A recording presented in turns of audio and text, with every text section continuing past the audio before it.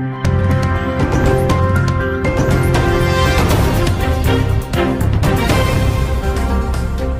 Jungle. सांगणं गरजेचं होतं ते सांगेल. आणि आता 5व्या टप्प्यात सुद्धा निवडणूक, त्या 5व्या टप्प्यातल्या निवडणुकीत आणि इथून पाठीमागे झालेल्या टप्प्यात आपण मी किंवा माझ्या समाजानं कोणालाही पाठिंबा दिलेला नाही. महाविकास आघाडी असो किंवा महायुती असो किंवा अपक्ष असो किंवा कोणी कुठले असू द्या, कुठले दुसरे घरातून वंचित असतील, सगळे कोणालाही आम्ही पाठिंबा दिलेला नाही. समाजाच्या खांद्यावर जबाबदारी, समाजानं ज्याला सहकार्य त्याला सहकार्य करावं, म्हणजे कोणालाच नाही. नाशिक जिल्ह्यात सुद्धा काही ठिकाणी असे पोस्ट फिरल्यात की मी पाठिंबा दिला, मी कोणालाच पाठिंबा दिलेला नाही किंवा माझ्या समाजानं पण नाही. समाजाला जे करायचं ते त्यांनी करावं. फक्त आपल्या समाजात कुठ नको हे सगळ्या बांधवांनी लक्षात घ्यावं. आपण टिकून राहायचं. ही निवडणूक येत असती जात असते, कुठेही काही होऊ नये, नाराजा होऊ देऊ नका, ही माझी समाजाला विनंती आहे. कारण दुसरा निवडून येऊन जाईल, आपल्यात नाराजी नको. जे नाशिक जिल्ह्याविषयी पण आणि सगळ्याच जिल्ह्याविषयी पण सांगतो की आपण कोणालाच पाठिंबा दिला नाही. सगळे बांधव आपले, त्यामुळं मी या निवडणुकीतून बाहेर असल्यामुळं ना माझ्या समाजाने कोणाला दिला आहे ना मी कोणाला पाठिंबा दिलेला, कुठंच दिलेला नाहीये, हे स्पष्टपणानं सांगतो. हे सगळ्यांना समजून घ्यावं. पण ही 5व्या टप्प्यातली निवडणूक हे मायबाप मराठा समाजाने भावनिक होऊ नका, हे माझं तुम्हाला विनंतीपूर्वक सांगणं आहे. मराठा समाजाला भावनिक होऊ नका. हे 4 दिवस येतील, चपला सगळ्यात पाय पडतील, पुन्हा विसरून जातील. त्यामुळं आपल्या लेकरांच्या बाजूने राहा. आपल्या लेकराच्या आरक्षणाची बाजू कोण बोलतंय? सगळ्या स्वऱ्यांची अंमलबजावणी मराठा आणि कुणबी एकच आहे, हा कायदा पारित करतोय. त्याच्यासाठी आपण सगळ्यांनी लक्ष देणं गरजेचं आहे. मग मुंबईपासून, पालघरपासून, ठाण्यापर्यंत, तिथपासून तर धुळेपर्यंत, नाशिकपर्यंत सगळ्या 5व्या टप्प्यातल्या असणाऱ्या मराठा समाजात सांगतो, लेकरं डोळ्यासमोर ठेवा. आपल्या लेकराला शिक्षणात अडचण यायला लागली, नोकरीत अडचणी यायला लागली, रोजगार मिळाला नाही, आपल्या लेकरांना नोकऱ्या मिळत नाहीयेत. 4 दिवस भावनिक होऊन कोणाच्याही मागं पळू नका.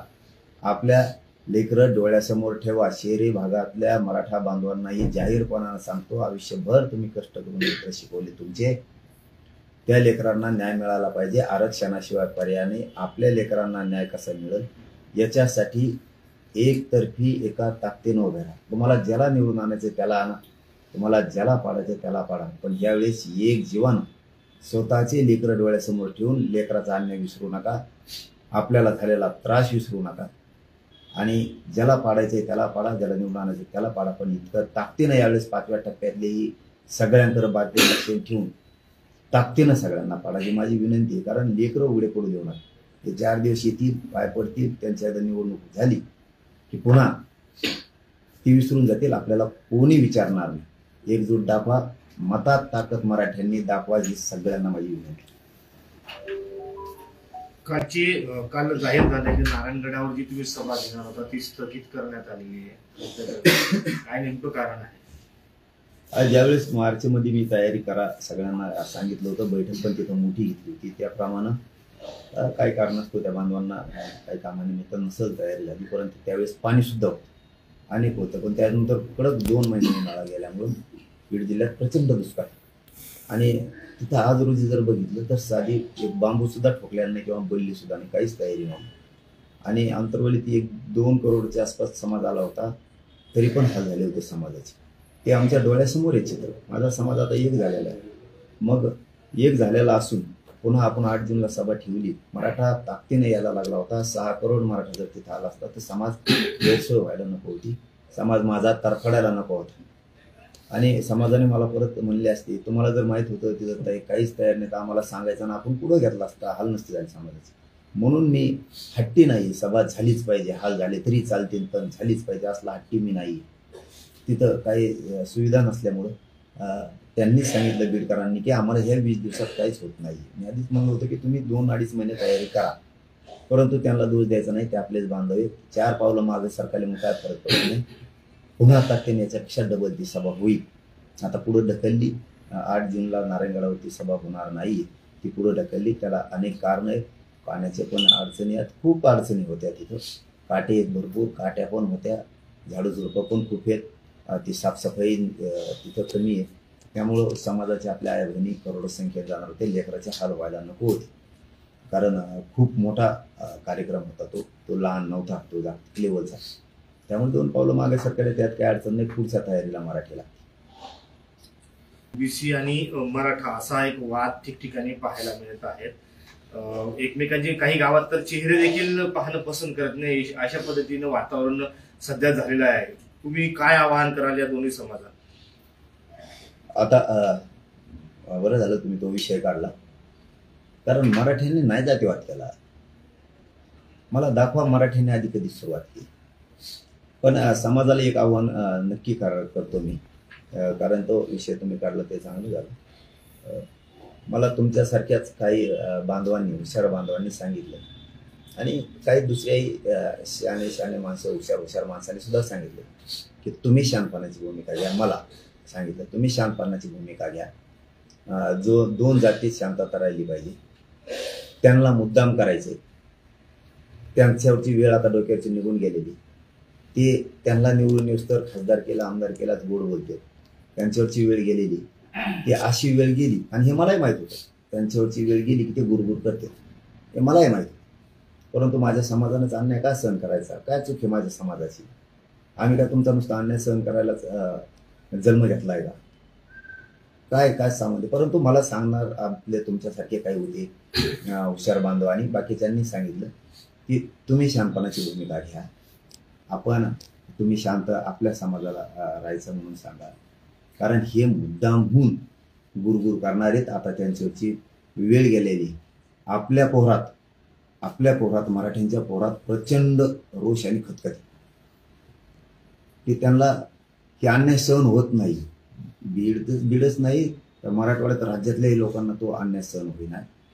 त्यामुळं तुम्हीच थोडं दोन्ही जातीत शांतता राहील, त्याच्यासाठी तुम्हीच शहाणे व्हा.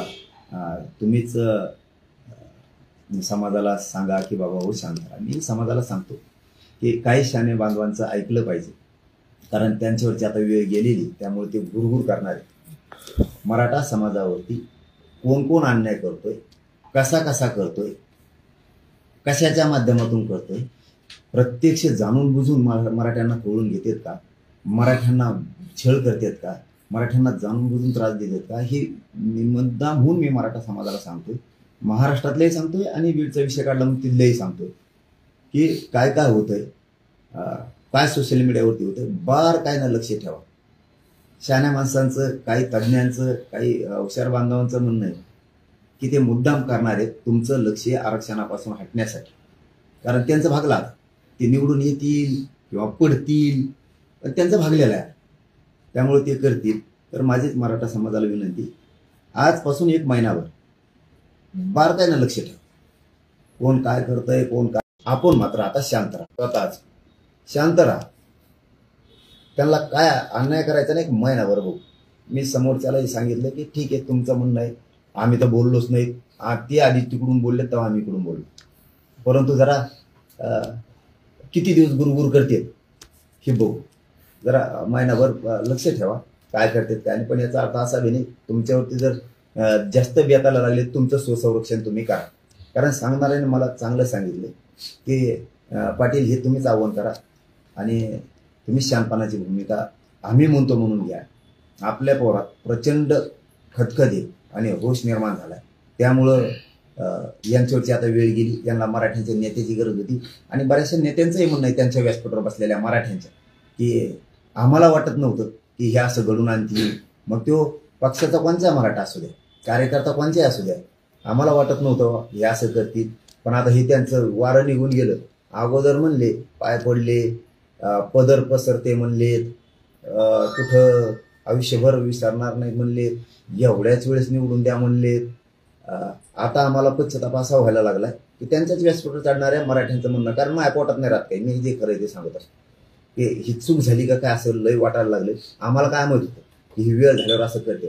त्यामुळे सांगणाऱ्यांचं म्हणणं आहे की आपल्या पोरात खूपच रोष, खूप खतखत, आणि ते गुरगुर मुद्दाम करायला. पण आता त्यांनाही सांगणं ठीक आहे, तुमच्यावरची वेळ गेली, तुम्ही येता निवडून येता पडताल, काय व्हायचं ते होईल दोन्हीपैकी एक काहीतरी. मी तर काय समाजाच्या खांद्यावर दिली होती, हरकत नाही. परंतु पुढं आणखी निवडणुका आहेतच. किमान माझं एकट्याचं मत सांगतो, मी पाठीमागे सांगितलं की धनंजय मुंडेबद्दलची तरी आमची भूमिका अशी होती, माझी म्हणतो मी, समाजाची कशी होती मला नाही, की तो माणूस प्रामाणिक आहे, तो उपकार विसरत नाही. कारण ज्यावेळेस संकट होतं, ज्यावेळेस अडचणीत होती, त्यावेळेस मराठ्यांनी सांभाळलं. ते कधीच उपकार विसरत नाही, कधीच. आणि ते सातपंथी, ते जातीवाद बी करत नाहीत. आणि मी लोकांना खूप सांगायचो, त्यांच्या लोकांनी सुद्धा त्यांचा आदर्श घेतला पाहिजे. कारण गोपीनाथ मुंडे साहेबांनी सुद्धा जातीवाद इतका केलेला नव्हता. तसं धनंजय मुंडे कधी जातीवाद नाही करत, त्यांचा विचार यांनी घेतला पाहिजे. परंतु हे 2-4 दिवसात असं वाटायला लागलं की ते पण पुढं आहेत. सगळ्यात पोस्टच काय टाकायला होते, मलाच काय मारीन म्हणते त्यांचे कार्यकर्ते. अरे जा, कसले स्वप्न बघता. पण जाऊ द्या, ठीक आहे. मराठा समाजाला माझा आव्हान मी बघतो, माझं मी बघतो, काय अडचण नाही. माझं संरक्षण करायला माझं 6 करोड मराठा खंबीर, ते जाऊ दे, ते होत राहील. परंतु समाजाला सांगतो की शहाण्या माणसांचं काहीच म्हणणं आहे, तज्ज्ञांचं म्हणणं आहे, खूप हुशार लोकांचं म्हणणं आहे, जातीय शांतता राहावी, त्यांना ठेवायची नाही.